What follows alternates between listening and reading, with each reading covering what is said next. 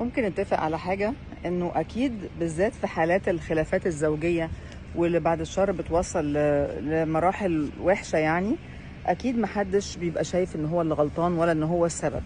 تمام. طيب لما بيحتكموا بقى لحد متخصص سواء زيي او غيري، بنبتدي نطلع بالظبط ايه نقاط الضعف في العلاقة، ونطلع الاخطاء. نادر جدا جدا لما حد بيعترف انه ايوه ده غلط عندي. بتحصل بس نادر.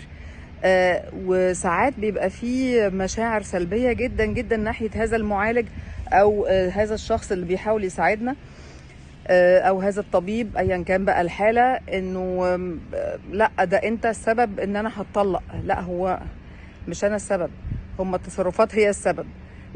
فاسهل حاجة ان الواحد يخرج بره دايرة الخطأ وما يعترفش بيه، واسهل حاجة هو تبرير الخطأ. لا ده انا مش كده، ده انت اللي شايف كده، لا ده انا مش كده، ده هما اللي شايفين كده، ده مش وجهة نظري. مع بعض كده ممكن نقول احنا كان نيتنا ايه ونتدارك الموضوع ده ازاي. لكن ان احنا انكار انكار انكار ويبقى الناس كلها هي السبب في بوظان هذه الزيجة لكن انا تمام، دي حاجة لازم ناخد بالنا منها يا جماعة. اسهل الطرق الاعتراف بالخطأ وتصليحه.